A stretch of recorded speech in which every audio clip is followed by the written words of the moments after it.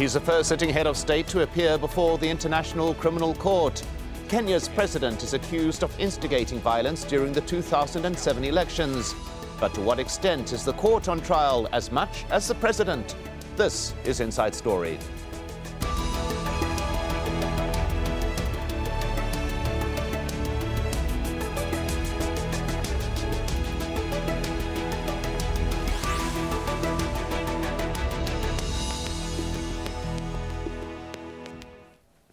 Hello and welcome to the program. I'm Mike Hanna. Kenya's President Uhuru Kenyatta is at The Hague appearing before the International Criminal Court.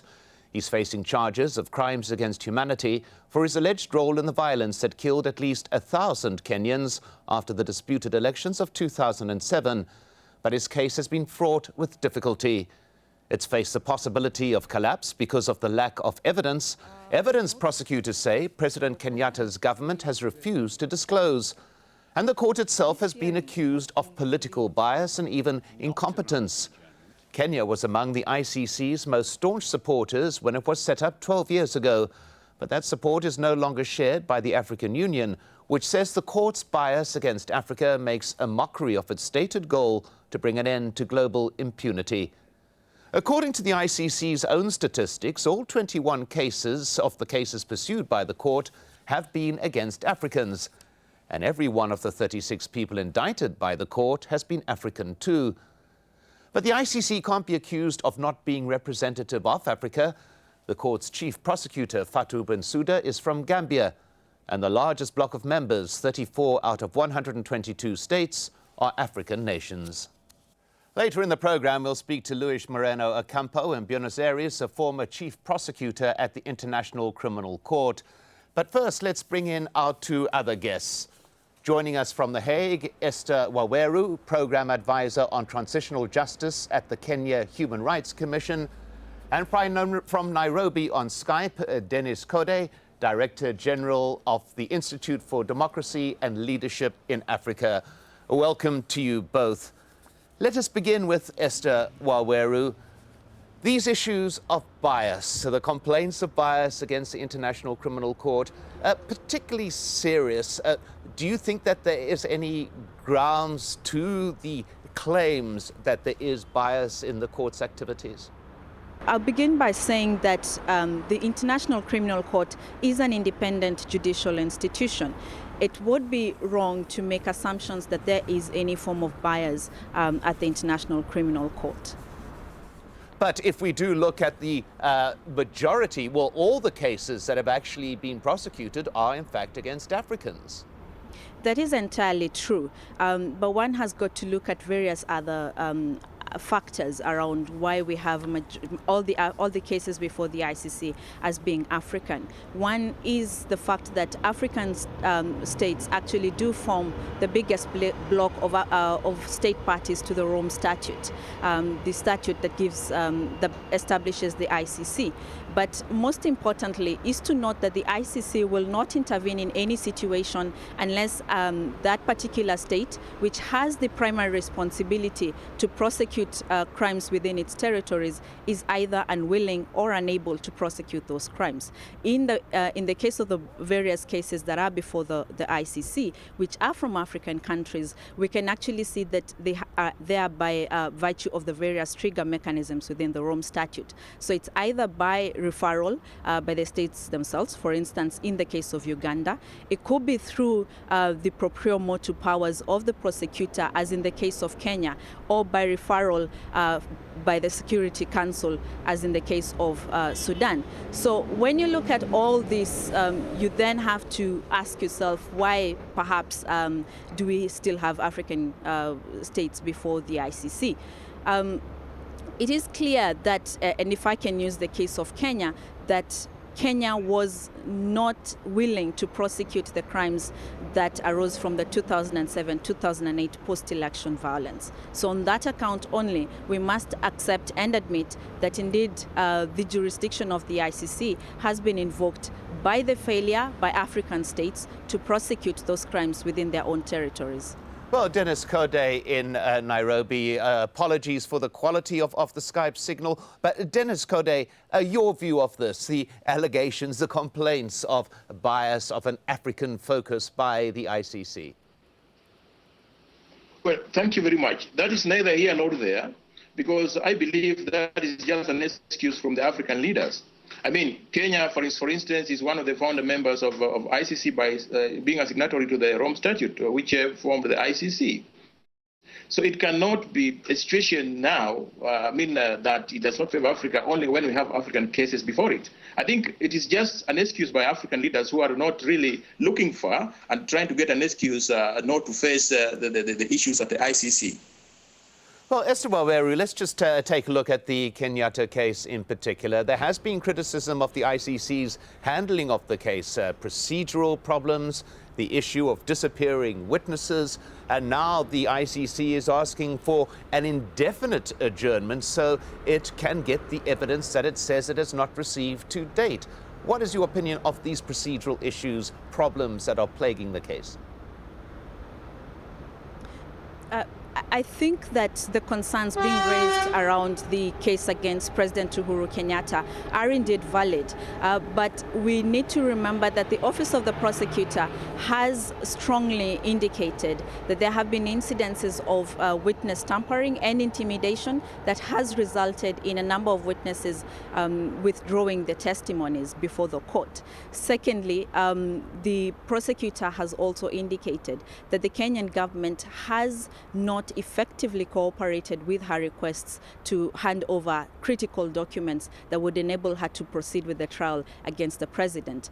In the last two days when we've had the two status conferences yesterday and today, this has been an issue of deliberation, and as of yesterday, we see that this is just going round in circles, with the Attorney General of the Republic of Kenya indicating several legal and administrative blocks in complying with the requests from the prosecutor. Well, Dennis Kode, the Attorney General of Kenya, has also been arguing that it can provide the information according to domestic Kenyan law, that there are restrictions in terms of the information that can be provided by the Kenyan government. What is your view of that argument? Well, I think it's a very difficult situation for the Attorney General, because remember, one of the accused is the current president of the nation. The president is in charge of the Attorney General. So definitely when he brings excuses like that, it means to me, or to many other people, that maybe he's not in a position to furnish ICC with the kind of documents or information they're asking for. Secondly, you know, when the president was, when Uhuru was accused, he was not a president then, but now he's a president, and therefore there seems to be, certain technicalities which makes it impossible for the Attorney General to provide ICC with the information they're asking for. But I think that is just an excuse, because ICC is an international court, and Kenya is a signatory to it. And therefore, it is the responsibility of the Attorney General, whether he's serving under the current president, to provide the required information or documents to the ICC so that the case can proceed. And yet, Esther Waweru, principles of justice being applied. The president, the head of state of Kenya, is effectively the head of the government. Should he indeed be required to provide evidence against himself? Nowhere else in any other justice system is an accused required to do so. I think what we're looking at is not the president himself being asked to provide the documents that the prosecutor is requesting, but rather a case where you have requests being made of a government of which the accused person is in charge. And of course, one cannot then dismiss the fact that there could be instances where the Attorney General is not able to discharge his mandate on account of the fact that the accused person before the court and against whom documents that could be incriminating are requested of. Dennis Kode, one of the principles of the ICC is the right to a speedy trial. The defense is arguing very strongly that there's nothing speedy about this particular procedure, that if the court wants to proceed with the charges, then it should do so. It cannot expect an indefinite period to garner the evidence. What's your view of that prosecution argument? No, definitely I agree with you. I think the prosecution should really, should be up to speed with the information that is required. You cannot take somebody to court and then you come and say that you don't have evidence against him.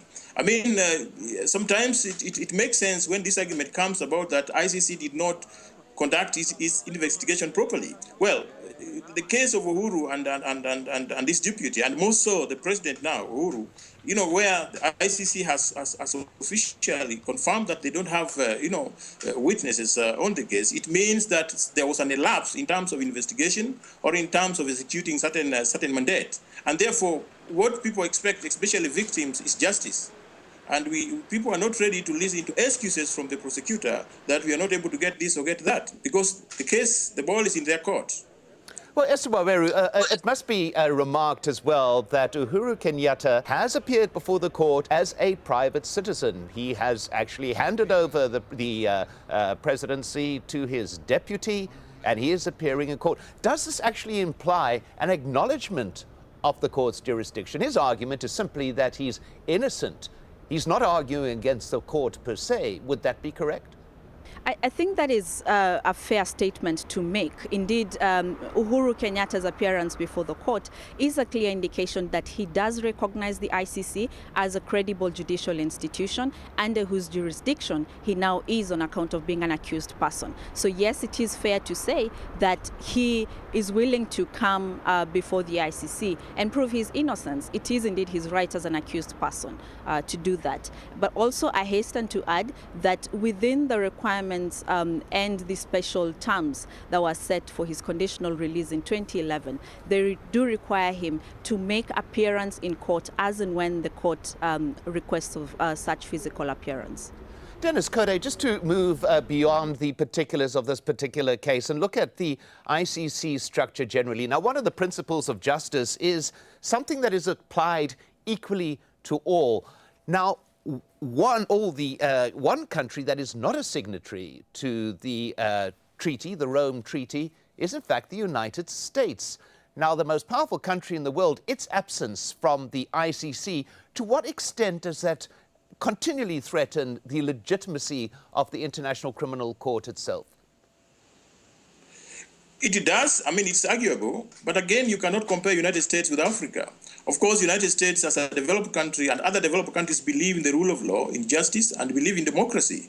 And you find that some of the issues that are affecting Africa today revolves around the leadership, which does not cherish any of those. And therefore, for African leaders to look at United States as an excuse for not responding to the requirements of ICC is an excuse. I mean, it's myopic and hypothetical in the sense that they are trying to equate Africa with the United States, which has got a long history. Secondly, Africa is on transition. We've had independence. We are now 50 years after independence. And I think it needs to move on from where it was to another stage. And that will only come about with good leadership. So I think it is not proper for African leaders specifically to start arguing that since America is not a member of ICC, then we are not obliged to do this. They cannot compare themselves with America or other developed countries. And that therefore, the ICC must persist and must continue in pursuing issues that revolves around leadership and integrity, and especially crime against humanity, which is very typical of African leaders. Well, Esther Waweru, we have been critical of the ICC during some of these questions, yet what are its benefits? What has it meant for Africa in the decade or so that it has been in existence? Has it made the continent better, do you believe? I think I would say that there has been that recognition at the African continent of the fact that the ICC can deliver justice where African states have failed. If you look at the AU Constitutive Act, it does call upon its member states to end impunity. However, you do not find concrete steps within these African countries to end impunity, which obviously must result in prosecution of those perpetrators who are responsible for committing crimes such as the ones within the jurisdiction of the court. In that regard, I do believe that there is that conscious recognition of the fact that the ICC can actually prosecute cases within the African continents as and when they are unable to do that. I will also add that indeed with the fact that we have several African cases before the court, it does also give a sense of hope to the victims in those countries who have had absolutely no or little attempts at seeking justice for them in their national jurisdictions. So by far, the ICC does represent the greatest source of hope for justice for victims of gross human rights violations. Well, a reminder, too, that this is all about the victims of the violence, the victims of conflict. At that point, my thanks to our guests, Esther Waweru and Dennis Kode. Well, let's now bring in Luis Moreno Ocampo in Buenos Aires. He's a former chief prosecutor at the International Criminal Court. Thank you for joining us, sir. We've been discussing the issue of claims of bias, the fact that African nations have been the focus, if not the sole focus, of the court's actions over the past decade. Now, some argue that these claims are particularly troubling because they take attention away from the crimes that have been committed. Your view? The idea to establish a global criminal court was coming from Africa, Latin America, and Europe, three regions that suffer these crimes. And that's why basically ICC is working with African leaders for African victims supported by African people. The fact that Mr. Kenyatta is going to the court is showing that. In terms of, it's complicated, the trial is highly complicated. So in terms to identify the evidence and define if Mr. Kenyatta is individually responsible, could be complicated. But in terms to show that the ICC is helping Africa to stop violence, is an amazing example. In 2007 elections, Kenya was engulfed by violence. 2013, almost no violence. And there are still big debates about the previous violence, about the role of Mr. Kenyatta or Mr. Ruto. But these debates are helping people in Kenya to move ahead without violence. That's why, for me, understanding ICC is understanding the difference between Kenya and Syria or Ukraine. In Ukraine and Syria, there is no respect for the other, just killing each other. In Kenya, after the killing, started a complicated process. Kofi Annan was very important also, helping to establish a dialogue, a discussion, respecting the law. Sometimes the discussion is intense, but it's still a legal discussion, no more violence. And that is a new concept. But it's a difficult balancing act, is it not, for the ICC? The state of the ICC is saying that it will act when states are unable or unwilling to carry out prosecutions themselves. So this would involve a judgment of the Kenyan legal system, does it not? A very sharp blow for an emerging country.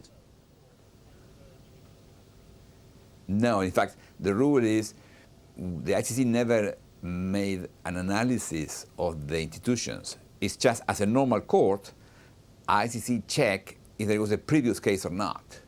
In the Kenya case, ICC analyzed it if Mr. Kenyatta or Mr. Ruto were investigated inside Kenya.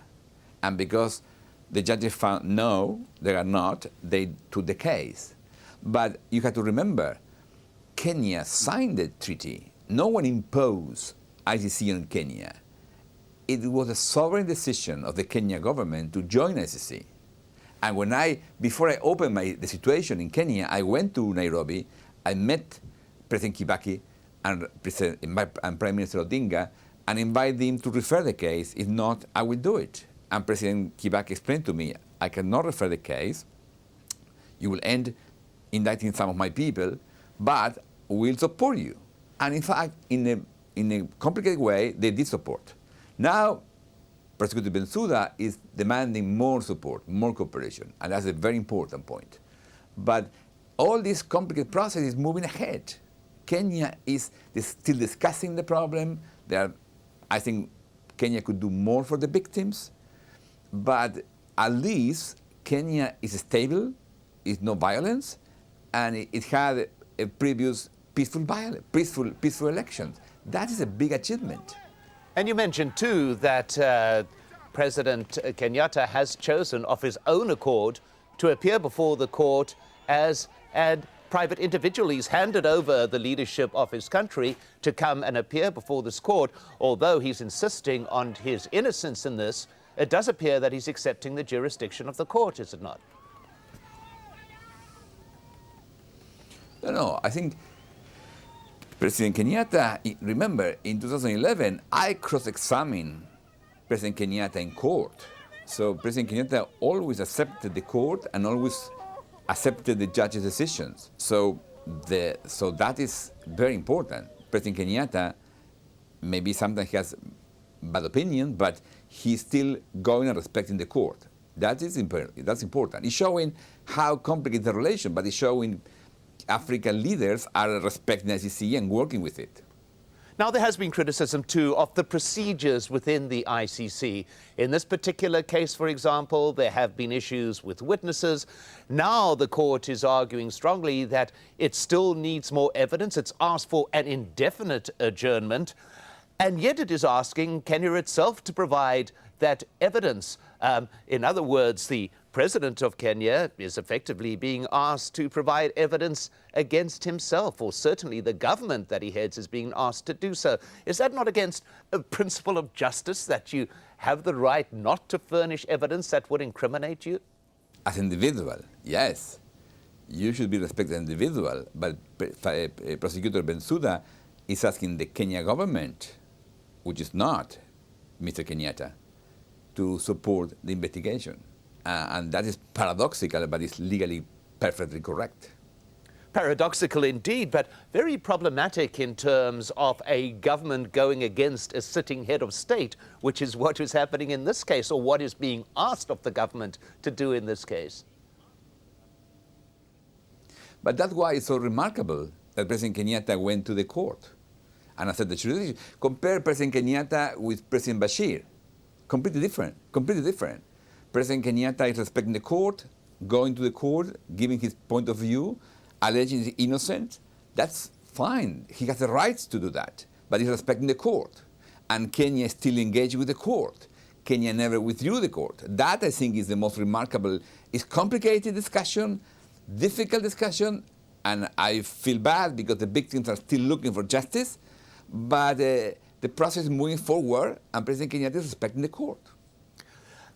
Just to move away from this immediate trial and look at the wider picture, the Treaty of Rome, signed by more than 100 nations, a very important absentee from that list of signatories is the United States. Would you like to see the U.S. sign this treaty to increase the legitimacy of the court? The court has all the legitimacy. In fact, what happened is the smallest countries from Africa, Latin America, are requesting justice. China, Russia, US, they have a lot of weapons. They don't need the law to defend themselves. That's why the legitimacy is coming from African states supporting the idea and pushing for justice, pushing for the law, and the other countries just accepting and moving. Because when I started my tenure, 2003, President Bush was criticizing us all the time. However, in 2011, US, China, India, and Russia accepted to the Libya case, requested the ICC intervention. So things are changing, moving. And that, I think, you have to understand, in terms of the big picture, you have to see how this is evolving. 10 years ago, US was furious against attacking the ICC. Now they cannot. I would say African and Latin American, European countries impose their will against the US will. And now US had to live with the ICC. Well, at that particular point... When I was appointed... By that particular point, my thanks to Luis Moreno Campo, former chief prosecutor at the International Criminal Court. And thanks also to Esther Waweru and Dennis Kode, who joined us earlier. Thank you, too, for watching. Feel free to add your voice to this discussion.